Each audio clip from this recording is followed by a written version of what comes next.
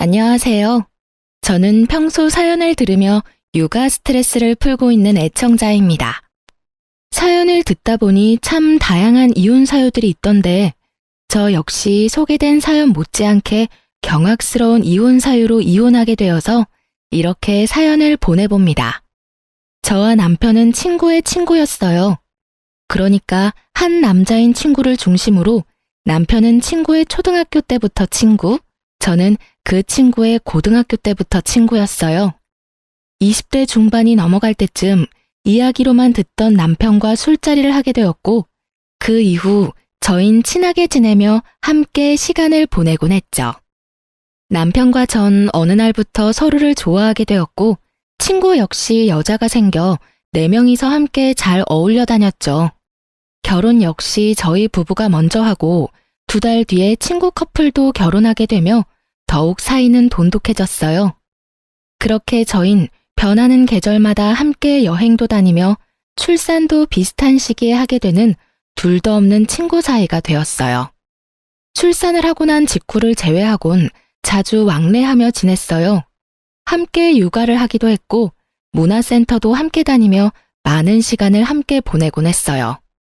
아기들이 돌이 지나고 난 뒤에는 각자 친정 또는 시댁에 아기를 맡기곤 부부들끼리 여행도 다니곤 했어요. 그런데 생각조차 하지 못했던 곳에서 문제가 생겨나더라고요. 그건 바로 남편의 행동이었어요.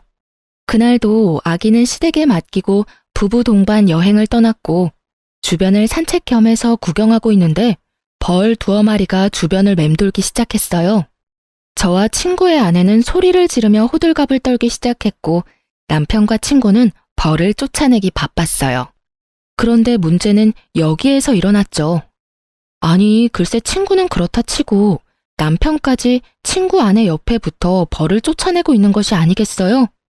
친구야 자기 아내의 옆에서 벌을 쫓는 것이 당연했지만 내 남편이 친구 아내의 옆에 붙어 그러고 있는 것은 참 이상할 뿐더러 그 행동에 대한 서운함은 엄청나게 크더라고요. 제가 서운함의 남편을 보고 있으니 남편이 이렇게 변명을 하더군요. 아니, 그게 아니라 이쪽에 벌이 더 많아서 쫓다 보니 이렇게 됐네. 당신 괜찮아? 쏘이진 않았어? 이제 와서 걱정한다고? 그쪽에서 그렇게나 열심히 쫓아내놓고? 에이, 미안해. 내 맘 알지? 벌이 있는 쪽은 제 쪽이었는데도 불구하고 남편은 친구 아내가 있는 쪽에 벌이 많았다며 변명하더군요. 빠른 사과를 하는 남편을 보며 애써 서운한 마음을 억눌렀지만 알게 모르게 친구 아내를 챙기는 모습에 그 서운함은 점점 쌓여갔어요. 그렇게 숙소에 도착했고 저의 서운함은 그만 폭발하고야 말았습니다. 숙소에 도착한 저희는 역할 분담을 하기로 했고 남자들은 짐을 옮기고 여자들은 고기와 새우를 구우며 간단한 식사 준비를 하기로 했죠. 친구 아내와 저는 고기와 새우를 굽기 시작했고 갑자기 새우 껍질 파편 같은 것이 딱 소리를 내며 제 얼굴에 튀어버렸어요. 전 너무 놀라고 아파 악소리를 냈고 친구 아내는 다치진 않았지만 소리에 놀라 악 하고 소리를 지르더군요. 저희의 소리를 들은 남편이 달려와 상황을 대충 살폈고 사왔던 얼음을 봉지에 넣은 후 수건으로 감싸더군요. 전 당연히 저를 위한 것이라 생각했고 손을 내밀었어요. 하지만 그 얼음은 제가 아닌 친구 아내의 얼굴로 향했고 전 그 순간이 너무 당혹스럽더라고요. 하지만 저보다 더 당황한 친구의 아내가 멋쩍은 듯 자신은 다치지 않았고 제가 다쳤다며 얼음을 저에게 내밀었고 전 순간 기분이 팍 상하며 서운함이 폭발해버렸죠. 자기 눈에는 다친 내가 안 보여? 누가 봐도 다친 쪽은 나잖아. 진짜 미안. 순간적으로 너무 놀라서 그랬어. 그것도 변명이라고 해? 순간적으로 놀란 상황이었다면 더더욱 그 얼음은 내 얼굴로 왔어야지. 지의 얼굴이 아니라. 그게 진짜 미안. 순간 보이는 게 지혜씨 놀란 얼굴이라서 손이 먼저 나갔나 봐. 당연히 여보부터 챙겼어야 했는데 먼저 보인 얼굴이 지혜씨라서 나도 모르게 그만. 정말 미안해. 그 말도 정말 황당한 거 알아? 지혜만 소리를 지른 것도 아니고 나도 소리 질렀는데 어떻게 내가 아닌 지혜를 먼저 볼 수가 있어? 난 당연히 다쳤을 거라 생각했다니까. 아니, 그리고 생각해보니까 내가 마냥 미안하다고 하는 것도 이상하지 않아? 난 정말 지혜 씨가 다치고 당신은 괜찮은 줄 알았어. 너무 놀란 상태였고 그 순간 처음 보인 게 나랑 마주보는 자리에 있던 지혜 씨였으니까. 그래서 지혜 씨한테 얼음을 챙겨준 것뿐이야. 그게 그렇게 잘못된 행동이야? 당신이 이렇게 화낼 만큼? 당신은 지금 내 말을 하나도 이해하지 못했구나. 내가 왜 섭섭해하는지도 내가 왜 화가 났는지도 전혀 모르고 있고. 당신이 이런 사람인 걸 아니까 더 화가 나는 거야. 남 일이라면 그게 설사 나라도 이렇게나 관심이 없는데 오늘 당신 행동은 유독 거슬리잖아. 당신은 모르겠어? 당신 오늘 행동 이상한 거? 남편은 제 말에 아무 말도 못하더라고요. 저는 그 모습에 더욱 화가 났지만 더는 친구 부부 앞에서 심한 꼴을 보이고 싶지 않았기에 흥분을 가라앉히고자 방으로 들어와 버렸어요. 혼자가 되자 서러움이 복받쳐 눈물이 나기 시작했고 곧 주체할 수 없이 눈물이 나오더라고요. 그 순간 친구의 아내가 방으로 들어왔고 울고 있는 저를 보고선 괜히 자신이 미안하다며 저를 달래주기 시작했어요. 혜진아, 울지 마. 아, 괜히 나 때문에 내가 미안해. 네가 왜 미안해? 잘못은 내 남편이 했는데. 네가 미안해할 이유 전혀 없어. 그게 아니라 사실은 내가 요즘 우울증 증세가 좀 심해졌거든. 이유 없이 눈물도 막 나고 나쁜 생각만 들고 너무 무기력하고 그래. 그래서 아마 혜진이 네 남편이 날 더 신경 써주는 것 같아. 미안해, 혜진아. 아, 그래? 그랬구나. 전 이상했어요. 평소 섬세함, 다정함과는 거리가 멀어도 한참 먼 남편이 친구 아내가 우울증인데 이렇게까지 신경을 쓰는 것도 이상했지만 친구의 아내가 우울증이 심하다는 것까지 세세하게 알고 있다는 사실이 더욱 이상하고 이해가 되지 않았어요. 친구가 우울증 이야기를 하며 잘 챙겨달라고 했겠지 라고 생각해 보려고 해도 그 역시 말이 안 됐어요. 같은 여자이고 더 가깝게 지내는 제가 있는데 저에게도 말하지 않은 사실을 굳이 남편에게 말했을 리가 없었으니까요. 어떻게 생각을 해도 남편의 행동은 분명 이상했어요. 이상한 것 투성이었지만 기껏 기분 전환 겸 온 여행에서 더는 분위기를 망치고 싶지 않았고 그렇기에 사과를 하러 온 남편의 사과를 받아주었어요. 그렇게 분위기를 맞춰주며 나름 여행을 잘 마무리할 수 있었고 그날 이후 전 남편의 행동을 자세히 살피기 시작했어요. 남편에게 별다른 특이점은 보이지 않았고 변한 것이 있긴 했는데 저와 딸에게 더 신경을 써주며 더욱 잘 대하려고 노력한다는 것이었어요. 그런 모습을 보면 괜한 억측이었나 하는 생각이 들었고 그렇게 전 남편을 향한 미운 시선을 거두고 다시 남편과 잘 지내며 평소와 다름이 없는 일상을 보냈어요. 여행을 다녀오고 난 후 친구 부부와는 자연스럽게 거리가 생기기 시작하더군요. 그 이유는 저희 부부의 다툼 때문이었는데 그런 이유로 다투고 나니 친구 부부를 보는 것이 좀 꺼려지더라고요. 그래서 저흰 만나는 날이 줄어들었고 점점 그날의 일을 잊어가고 있었어요. 그날의 일을 잊어가는 만큼 친구 부부와 저희 부부 사이의 갯돈은 쌓여갔고 저흰 이번 여행을 마지막으로 걔는 더 이상 하지 않기로 결정하고 오랜만에 마지막 여행을 떠나게 되었어요. 시간도 꽤 흘렀고 그때의 감정은 많이 무뎌진 상태였기에 비교적 설레는 마음으로 여행을 떠났고 숙소를 보는 순간 정말 오길 잘했다는 생각이 들더군요. 그 당시 갯돈이 많이 모이기도 했지만 비수기 평일이었던 터라 꽤 좋은 독채를 빌릴 수 있었고 생각보다 더 좋은 독채의 구성에 기분이 절로 들뜨게 되었어요. 이번이 마지막 여행이라는 것이 너무 아쉬울 만큼 즐거운 시간을 보냈고 그 즐거움은 저녁 술자리까지 이어졌어요. 술을 꽤 즐기고 잘 먹는 세 사람과는 달리 전 술을 즐기지도 잘 먹지도 못했기에 취기가 오르려고 할 때쯤 저는 먼저 자겠다며 방으로 들어왔고 눈 떠보니 아침이더라고요. 당연히 옆에서 자고 있겠지 했던 남편은 제 옆에 없었고 제 옆이 아니면 당연히 거실에는 있어야 할 남편의 모습은 거실에서도 보이지 않았어요. 저는 혹시나 하는 마음에 친구 부부의 방문을 살짝 열어보았고 침대엔 친구 부부가 자고 있더군요. 그 순간 안도감이 들며 문을 닫으려는 순간 남편이 보이는데 제 눈을 의심했습니다. 글쎄 남편이 침대 옆에 누워 친구 아내 손을 잡고 잠이 든 것이 아니겠어요? 그 모습을 본 순간 완벽한 여행은 순식간에 최악의 여행이 되어버렸고 남편을 향해 소리를 질러버렸어요. 야, 너 도대체 뭐 하는 짓이야?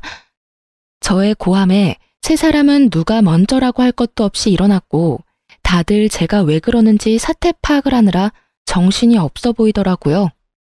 남편과 친구의 아내는 여전히 손을 잡고 있었고 그 모습을 친구가 먼저 발견하게 되었죠. 여보, 지금 다운이랑 손 잡고 있는 거야? 두 사람이 손을 왜 잡고 있어? 친구의 물음에 그제야 손을 잡고 있다는 것을 인지한 두 사람이 서둘러 손을 놔버렸지만 이미 늦은 일이었죠. 저와 친구의 표정은 걷잡을 수 없이 굳어지고 있었으니까요. 저도 저였지만 친구 역시 화가 많이 난 듯 했어요. 꽤 오랜 시간 친구를 봐왔지만 처음 보는 표정이었으니까요. 친구는 아무 말이 없었고 분위기는 급격하게 무서워질 때 남편이 변명을 하기 시작하더라고요. 오해야, 정말 생각하고 있는 그런 이상한 거 아니야. 내 말 좀 들어봐. 어제 우리 전부 다 과음해서 다 취했었잖아. 나도 취해서 당연히 당신 손인 줄 알고 잡고 잠들었어. 난 정말 당신 손인 줄 알았다고. 어떻게 보면 참 그럴싸한 변명이었지만 어떻게 들으면 성의가 조금 더 없는 변명이었죠. 전 더는 그 자리에 있고 싶지 않았고 아무 말도 하지 않은 채 제 짐만 챙겨 혼자 차를 끌고 집으로 돌아와 버렸어요. 돌아오는 내내 생각하고 또 생각했지만 말이 되지 않는 상황이었기에 화가 가라앉기는커녕 더욱 끓어오르기만 하더라고요. 그렇게 화를 삭히지 못하고 집안을 걸어다니고 있으니 친구의 차를 얻어 타고 온 남편이 들어왔고 자신을 노골적으로 피하는 저를 붙잡더니 변명을 토해내기 시작하더군요. 여보, 진짜 오해야. 내 말 좀 들어줘. 우리 어제 마지막 여행이기도 했고 여행 내내 즐거워서 내가 좀 들떴었나 봐. 그래서 그런지 술이 취하는 줄도 모르고 마셔댔어. 그러다 취해서 방을 잘못 찾아갔었나 봐. 이 모든 게 과음한 상태에서 방이 헷갈리는 바람에 일어난 해프닝일 뿐이야. 그러니까 그 오해 좀 풀어주면 안 될까? 나 정말 당신이 생각하는 그런 거 아니야. 그게 말이 돼? 그렇다고 방을 헷갈려? 아니, 너무 취해서 방 정도는 헷갈릴 수도 있다고 쳐. 버젓이 두 사람이 침대에 누워있으면 당연히 그 방에서 나와야 하는 거 아니야? 그리고 아무리 취해도 당신 내 손 잡고 잔 적도 없었잖아. 그래서 말했잖아. 내가 좀 들떴었다고. 기분도 좋고 하니까 자는 당신 손이라도 잡고 싶었나 보지. 웃긴다 참. 당신 혹시 지혜한테 관심 생겼니? 그래서 그렇게 말도 안 되는 짓을 하는 거야? 그게 무슨 말이야 도대체. 지혜 씨는 내 친구랑 결혼한 여자야. 그런 여자를 내가 왜 좋아해? 아무리 화가 났다고 해도 말은 좀 가려가면서 해. 내가 오죽 답답했으면 이래? 오죽 이 상황이 이해가 안 되면 그런 더러운 상상까지 하겠냐고. 내가 진짜 미안. 그런데 정말 나 거짓말하진 않았어. 제발 좀 믿어줘. 아무리 남편 말이 사실이라고 한들 남편이 친구 아내의 손을 잡고 자던 모습은 머릿속에서 사라지지 않더라고요. 그 잔상이 남아있으니 남편의 말도 믿기지 않았고요. 그래서 전 한동안은 안방에 들어올 생각하지 말고 거실을 쓰라고 했고 그렇게 저희의 각방 생활은 시작되었어요. 저의 화는 쉽게 풀리지 않았고 일주일이란 시간이 흘렀어요. 평소 저희는 부부싸움을 해도 이렇게까지 길게 하는 스타일이 아니었고 만약 길어지더라도 시간이 흐름에 따라 왜 싸웠는지조차 잊어버려 흐지부지 서로 말을 걸며 싸움이 끝나는 경우가 대부분이었어요. 하지만 이번엔 평소 때와는 달랐고 저의 머릿속엔 그날의 일이 잊히기는커녕 점점 선명해지더군요. 남편은 그저 해프닝이라고 했지만 전 이미 남편의 태도 때문에 서운한 일도 있었으니 이번 일이 그저 해프닝이라며 넘길 수가 더욱 없더라고요. 그날도 말 한마디 섞지 않는 남편은 출근을 하고 전 집에서 딸과 함께 시간을 보내고 있었어요. 그런데 친구에게 전화가 오더군요. 그날 이후 처음으로 저에게 전화를 건 친구는 심각한 목소리로 잠시 나올 순 없겠냐고 묻더라고요. 회사에 있을 시간인데 보자고 하는 것을 보니 보통 심각한 일이 아니라는 것을 금세 알아차릴 수 있었고 전 아무것도 묻지 않고 알겠다고 했어요. 서둘러 준비를 마친 전 딸을 집에서 가까운 시댁에 맡기고 친구를 만나러 갔어요. 약속 장소에서 마주한 친구의 얼굴은 일주일 전과 비교도 되지 않을 정도로 엉망이더라고요. 그 얼굴을 보는데 괜히 잘못도 없는 제가 다 미안한 마음이 들더군요. 전 괜히 친구의 눈치를 살피게 되었고 친구는 그런 저를 보더니 2장의 서류를 내밀었어요. 전 친구가 내민 서류를 살펴봤고 그 서류엔 숫자들이 가득했는데 그 숫자들이 가리키는 진실은 경악스러웠습니다. 네 이름이랑 아들 이름은 그렇다 치지만 여기 왜 내 남편 이름이 있어? 이게 전부 무슨 뜻이야? 이게 뭐냐고. 이게 유전자 검사 결과지인데 여기 보면 내 아들, 아니 시우랑 나하고는 친자관계 일치율이 낮지? 그런데 네 남편 다운이는 99%가 넘어. 이 말이 뭐냐면 시우는 내 아들이 아니라는 말이야. 뭐? 그럼 시우가 내 남편 자식이라는 그 말이야? 저의 물음에 친구는 고개를 끄덕였고 전 상상치도 못한 진실에 정신을 못 차리고 멍하니 있었죠. 퍼센트로 듣고 나니 정신이 더욱 아득해졌고 전 친구에게 현실이 맞는 것인지 재차 물어보기까지 했어요. 저의 물음에 친구는 현실이 틀림없음을 일깨워 주더군요. 이게 도대체 뭐야? 전부 사실인 거야? 정말 현실인 거지? 꿈 아니지? 현실 맞고 사실도 맞아. 네가 보고 들은 대로 두 연놈이 그렇고 그런 사이인 것도 모자라서 애까지 낳았더라고. 우릴 감쪽같이 속이고 말이야. 할 말이 없더라고요. 아니, 그간에 이상했던 남편의 행실들이 떠오르며 할 말을 잠시 잃었다는 게 더 정확한 표현이었어요. 전 할 말을 잃었고 그간 남편의 행실이 드디어 이해되기 시작했어요. 이런 사이이니 제가 앞에 있는데도 불구하고 상간녀를 챙겼고 술에 취해 정신을 놓고 상간녀의 손을 잡고 잠이 들었던 것이었어요. 전 그저 허탈함이 몰려왔고 그 허탈함에 웃음이 나더라고요. 그런 저를 보던 친구는 왜 이런 검사까지 하게 되었는지 설명하기 시작했어요.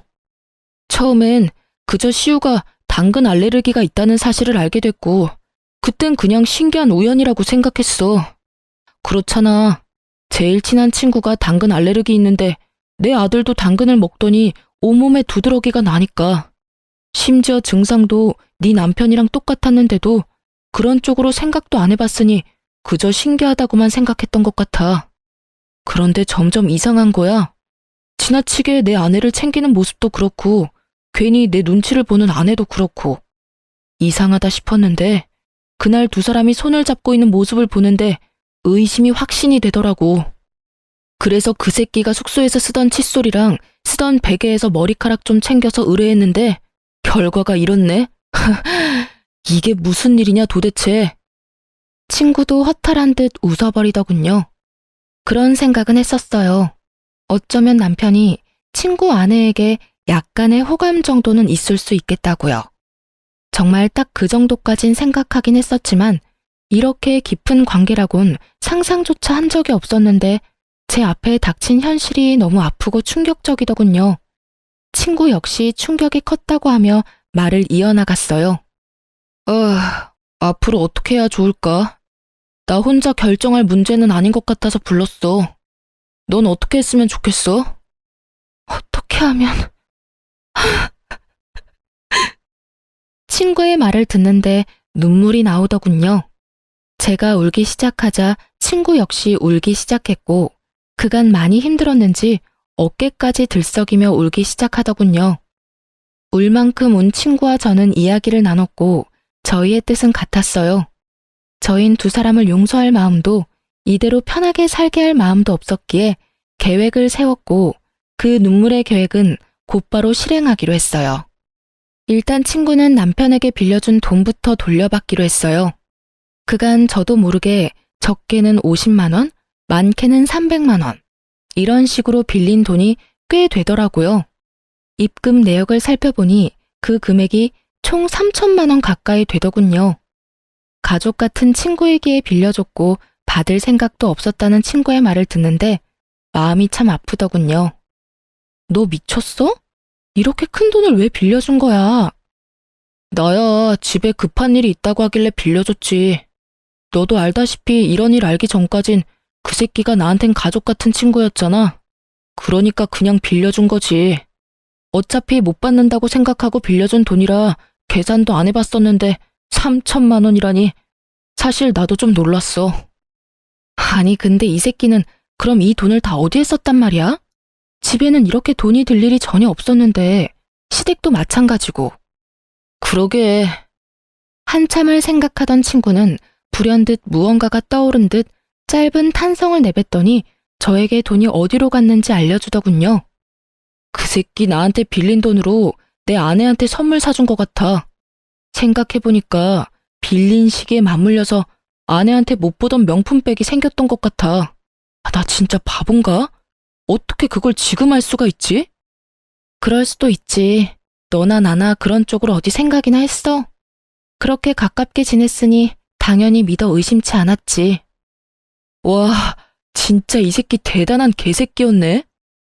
정말 친구의 말대로 남편은 대단히 파렴치한 놈이더군요. 가족 같은 친구 아내와 바람을 피운 것도 대단한 짓인데 그 친구한테 빌린 돈으로 선물까지 사주다니. 정말 난놈은 난놈이다 싶더군요. 분노에 찬 친구는 당장 돈을 갚아달라고 문자를 보내고 난 후 자신이 증거를 충분히 모았다며 카톡 대화 내용, 함께 찍은 사진 등을 저에게 나눠주더군요. 친자 검사 결과지 복사본도 챙겨주었고요. 전 그 모든 증거를 잘 챙겨 시댁으로 향했어요.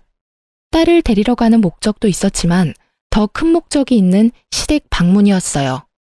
평소 아버님은 입버릇처럼 이런 말씀을 하시곤 했어요. 어머님 역시 같은 생각이었고요. 둘 다 잘 듣거라. 부부 사이에 다른 건 몰라도 폭력, 외도는 사람이 해선 안 되는 짓이다. 폭력에는 언어폭력도 당연히 포함되고 외도엔 정신적인 교류도 포함되는 거란다. 혹시나 만에 하나라도 이런 짓거리를 하다 걸리는 날엔 그 누가 되었든 난 절대 용서하지 않을 테니 잘 새겨들어. 이런 당부를 남편뿐 아니라 저 역시 귀에 못이 박힐 정도로 들었던 터라 모든 사실을 일단 아버님과 어머님께 알리기로 한 것이었죠. 시댁에 들어선 저의 낯빛이 심상치 않음을 눈치챈 어머님은 저에게 무슨 일 있냐며 제 표정을 살피기 시작했어요. 아가, 무슨 일 있니? 표정이 너무 안 좋구나. 아버님 오시면 말씀드려도 될까요? 두 번 말하기엔 제가 너무 힘들어서요. 그래? 네가 정 그렇다면 그렇게 하려무나. 일단 좀 앉아. 안색이 너무 안 좋아. 저를 소파에 앉힌 어머님은 아버님께 전화를 걸어 집에 일이 있으니 일찍 들어오라는 말을 전했고 얼마 지나지 않아 아버님이 들어왔죠. 급히 오신 듯 숨을 헐떡이는 아버님에게 어머님은 물을 한 잔 떠다 주셨고 전 그런 아버님 앞에 자리를 잡고 앉았어요. 그래, 무슨 일인지 말해보렴. 아버님, 우선 이것부터 좀 보세요.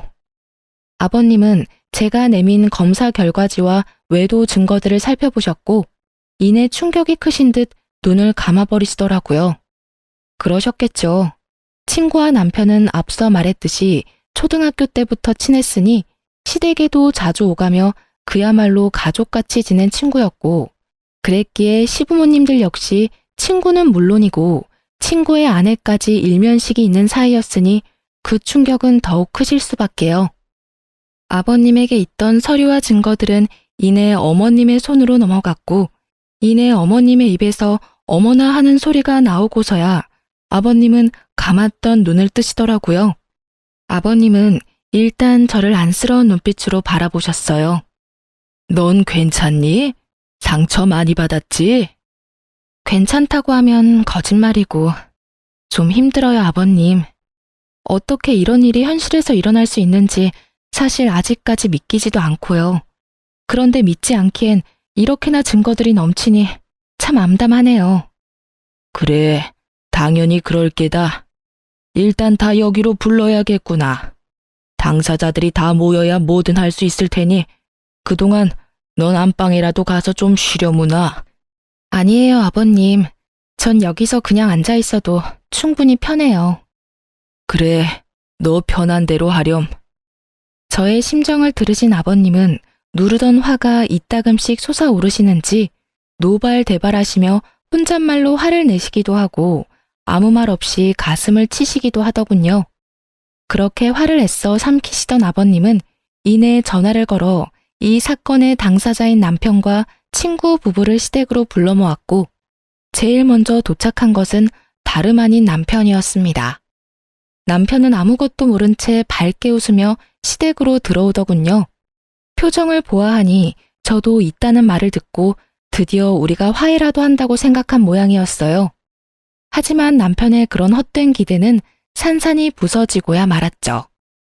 시댁에 발을 들인 남편을 보자마자 아버님이 곧장 남편에게로 다가가 따귀를 날리셨으니까요. 남편은 영문도 모른 채 맞아버린 상황이 되었고 놀란 토끼 눈을 하고선 입을 열더라고요. 아니 아버지, 갑자기 왜 이러시는 거예요? 이유는 말씀해주고 때려도 때리셔야죠. 남편은 따지듯 아버님께 물었고 아버님은 대꾸할 가치도 없다는 듯 한 번 더 남편의 따귀를 때리시더군요. 상황이 이렇게 되자 남편은 드디어 상황이 범상치 않음을 깨달은 듯 입을 다물고 있었고 곧 시끄러워질 것을 예상하신 어머님은 품에서 곤히 자고 있는 손주를 안고서 방으로 들어가시더라고요. 아버님은 그제야 남편에게 소리를 고래고래 지르시며 참았던 화를 쏟아내시기 시작했어요. 너 같은 놈이 내 자식이라니 내가 부끄러워서 고개를 들고 다닐 수가 없구나. 내가 널 이리도 잘못 키운 줄도 모르고 남의 집 귀한 딸한테 장가를 보냈으니 이 죄를 어떻게 다 갚느냐 말이다. 네가 제정신인 거야? 아니, 인간은 맞는 게야? 어떻게 인간이라는 것이 절대 해선 안 되는 그딴 짓을 하고도 고개를 빳빳이 쳐들고 다닐 수 있단 말이냐? 너 하나 때문에 지금 몇 명이나 상처받고 인생이 망가졌는데 네가 웃어? 난 너 같은 자식은 필요 없다. 앞으론 자식 하나 없는 셈 치고 살 테니 너도 그런 줄 알아. 아직까지도 영문을 알 수 없는 남편은 분노가 극에 달한 아버님이 무섭긴 했는지 아버님에게서 한 발 물러서며 이렇게 말하더군요.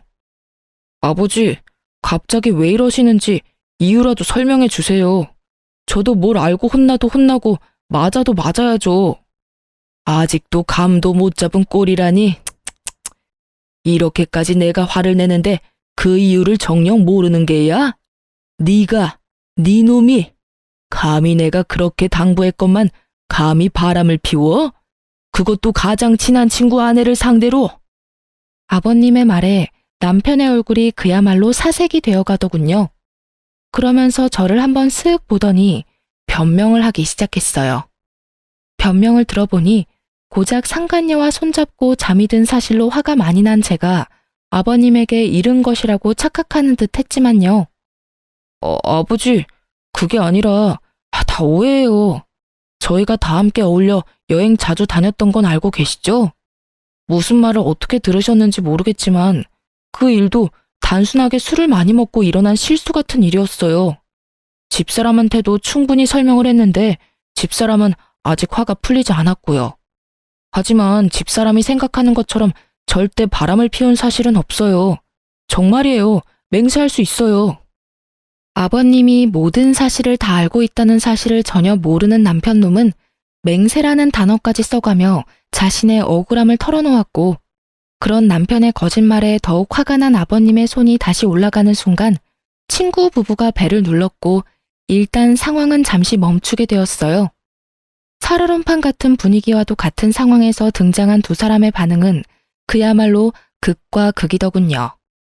많은 것을 각오한 듯한 비장한 표정의 친구는 아버님께 간단한 목례를 한 뒤 저의 근처에 자리를 잡고 섰고 무거운 분위기에 살짝 겁을 먹은 듯한 상간녀는 자신의 남편을 따라 목례를 한 뒤 제 옆에 딱 붙어 앉더라고요.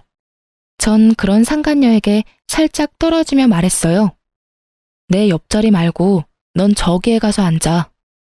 이렇게 말하며 제 남편의 옆자리를 가리켰고 무슨 일인지 전혀 알지 못하는 상간녀는 많이 의아해하면서도 심상치 않은 분위기에 제 말대로 남편의 옆으로 가더군요. 그리고 아버님의 말씀에 따라 불륜의 증거들이 거실 바닥에 흩날리며 긴 이야기가 시작되었어요. 너 방금 오해라고 그랬지? 이걸 보고도 그런 말이 나올 수 있는지 어디 보자. 아버님께서 나열한 증거들을 보던 두 사람은 동공이 흔들리기 시작했고 유전자 검사 결과지에서 한눈에 보기에도 알 만큼 심하게 동공이 흔들리더라고요. 그보다 더 확실한 외도 증거가 있음에도 불구하고 변명할 말이 있는지 남편과 상간녀의 입에서 변명의 말들이 쏟아져 나왔고 그 말들은 상황만 더욱 악화시킬 뿐이었어요. 그게 아니라요. 아버지, 저희가 처음부터 작정하고 그랬던 것이 아니라 어쩌다 보니 딱 하룻밤 실수였는데 아기가 덜컥 생겨버렸어요. 이미 생긴 아기를 없앨 수도 없는 노릇이었고 고민하면서 차일피일 미루다 보니 이미 늦었더라고요. 그래서 일이 이렇게 돼버렸어요. 네, 맞아요, 아버님. 처음부터 이러려는 건 아니었어요. 덜컥 임신을 해버렸고 어떤 것도 확신할 수 없는 상황이었어요. 시기가 비슷해서 그래서 단호하게 결정을 내릴 수도 없는 상황이 계속되다 보니 배가 불러왔고 고민이 길어지다 보니 출산까지 하게 됐어요. 그렇게 나와보니 시우가 이 사람 아들이더라고요. 정말 그럴 거라고 확신하고 낳은 아이가 아니었어요. 정말이에요. 이 무슨 납득이라곤 0.0001%도 되지 않는 저급한 변명인가요? 그러니까 애초에 외도는 저지른 것이 맞으나 아기는 어쩔 수 없이 낳을 수밖에 없는 상황이라 낳았다. 이 말인가요? 아니면 서로 정이 통한 것은 맞으나 친구 아기일 수도 있기에 낳았단 이 말인가요? 이 말이든 저 말이든 친구와 제가 가장 중요하게 여기는 외도 사실은 틀림이 없었고 아버님은 개똥 같은 변명에 크게 화를 내시곤 저와 친구에게 의견을 물어보더군요. 이 상황에도 변명이나 하는 꼴이라니. 그리고 그걸 말이라고 하고 있는 게야? 둘 다 어찌 이렇게 어리석고 한심한 게야? 어휴, 두 사람은 이 한심한 것들이랑 어떻게 할지 결정된 바가 있어? 있다면 앞으로 어떻게 할 계획인지 말해줬으면 하는데 말해줄 수 있겠나? 네, 아버님. 일단 전 이혼을 하려고요. 애도 있고 웬만해선 참고 살라는 말도 있지만 이 상황이 웬만한 상황은 아니니 도저히 참을 수가 없을 것 같아요. 그리고 상간녀 소송도 진행할 예정이에요. 아버님과 어머님껜 참 죄송해요. 정말 잘해주셨는데 이런 결정을 하게 돼서. 저 역시 이혼할 예정입니다. 이미 신뢰는 깨졌고 믿고 사랑했던 만큼 배신감이 커 더는 결혼 생활을 유지하긴 힘들 것 같아요. 저 여자와는 상관없이 제가 너무 불행할 것만 같거든요. 상간남 소송 역시 진행할 예정이고 다운이에게 빌려준 돈이 좀 있습니다. 3천만 원가량 되던데 처음엔 받지 않을 생각으로 빌려준 돈이었는데 알아보니 저에게 빌린 돈으로 이 여자에게 명품 선물을 해줬더라고요. 그래서 그 돈도 다 받을 예정입니다. 그래. 두 사람 뜻은 잘 알았다. 그럼 변호사를 선임해야겠지? 마침 내가 잘 아는 실력 좋은 변호사가 있으니 소개해 주겠네. 아버님께선 저 일 돕겠다고 작정을 하셨는지 변호사까지 소개해 주시겠다고 나섰고 남편과 상간녀는 분위기 파악을 하지 못했는지 반발을 하고 나서더군요. 아버지, 변호사라니요. 꼭 이렇게까지 하셔야 합니까? 저 두 사람이 아닌 제가 아버지 자식이잖아요. 그것도 하나뿐인 아들. 그런 저한테 꼭 이렇게까지 하셔야 합니까? 그래요, 아버님. 전 아버님의 세상이 둘도 없는 손자까지 낳은 여자라고요. 그런데 왜 혜진이 편만 들어주세요? 엄연히 이 집 장손을 낳은 건 저라는 사실을 이제 잘 아시잖아요. 그래요, 아버지. 과정이 어떻게 됐든 대가 끊길 뻔한 집에 떡하니 장손을 낳아준 여자라고요. 그러니 마음 좀 푸시고 저희 상황도 좀 이해해 주세요. 상황 파악은 전혀 하지 못하고 저런 말이나 하는 남편과 상간녀를 보는데 참 어이가 없더군요. 이 와중에 장손 타령이라니 인간의 탈을 쓰고 어찌 저리 뻔뻔할 수가 있었을까요? 다름 아닌 저와 친구가 떡하니 보고 듣고 있는 걸 잊었을 리 없을 텐데요. 오만 생각이 다 드는 그 상황에서 한 가지는 분명하더군요. 저 두 사람은 저와 친구에게 미안한 마음이 조금도 없다는 것을요. 그렇지 않고서야 모든 사실이 밝혀진 지금 저희에게 사과는커녕 미안하단 눈빛조차도 보내지 않을 리가 없었을 테니까요. 상황이 이렇게 되자 전 어떻게 해서든 두 사람을 나락으로 떨어뜨려 버리고 싶었어요. 남편을 너무 사랑했던 만큼 배신감 역시 엄청났으니까요. 아버님 역시 이런 제 마음을 100번 이해한다는 듯 부들부들 떨고 있는 제 손을 토닥여 주시면서 남편을 향해 호통을 치시더군요. 하나뿐인 아들? 내 말을 잊은 게야? 난 분명 너 같은 자식은 이제 없는 셈 친다고 하지 않았느냐? 다시 한번 말해주마. 오늘부터 넌 내 자식이 아니다. 즉, 연을 끊자 이 말이야. 그러니 자연스럽게 그 아이도 내 손주가 아니다. 아이라도 들이밀며 어떻게 해서든 나한테 비벼볼 생각이라도 하려 들거든. 쓸데없는 짓이니 괜히 아이만 더 불쌍하게 만들지 말란 말이다. 아버지, 그래도 제가 아버지 자식인데 연을 끊겠다니 그 무슨 어떻게 저한테 이렇게까지 매정하실 수가 있어요.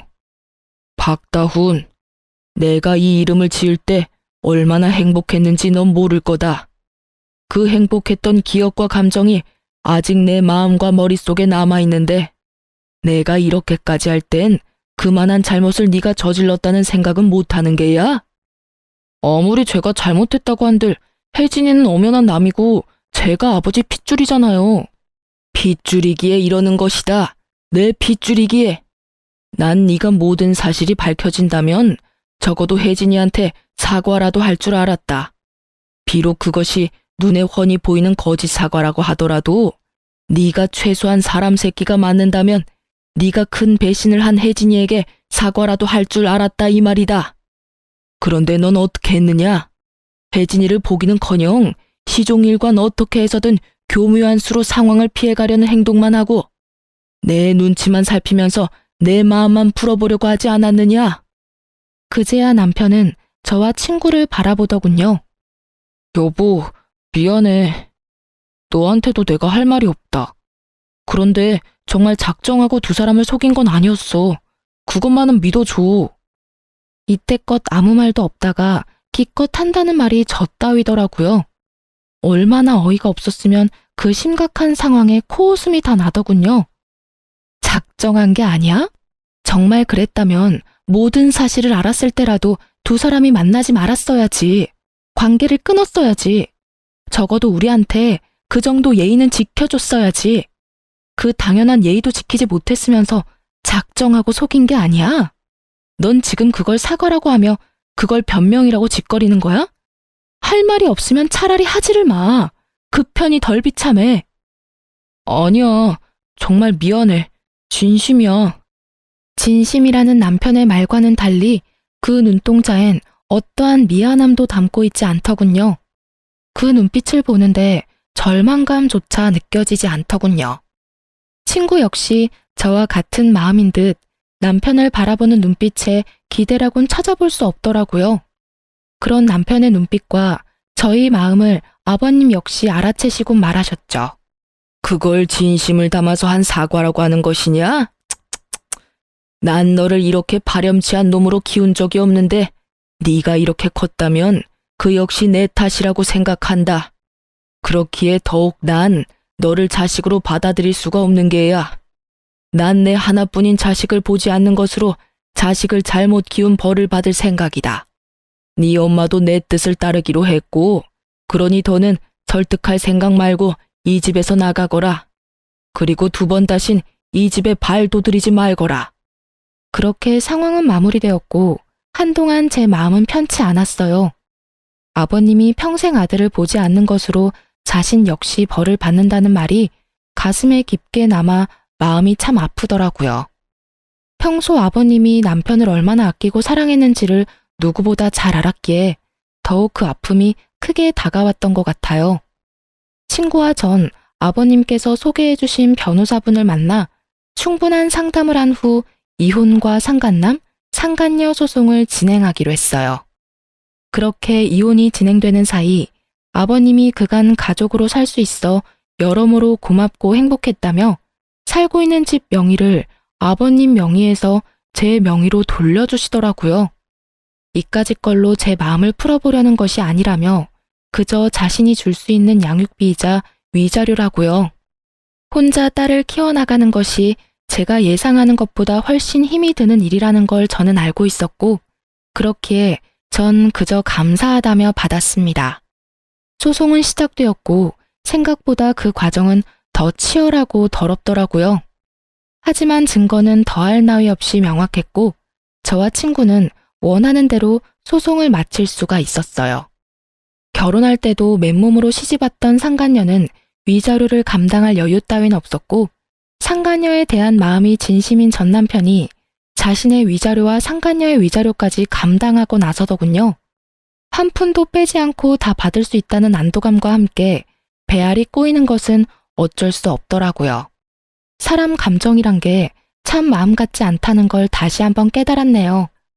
그렇게 전 남편은 빚더미에 앉게 되었어요. 외도를 저지른다고 모은 돈도 없는 상태에서 상간녀의 위자료도 감당해야 했고 친구에게 빌린 돈도 한꺼번에 변제해야 했으니 그건 당연한 결과였어요. 두 사람은 좁은 원룸에서 살림을 시작했다는 소식이 들려왔지만 그 눈물겨운 사랑도 찰나더군요.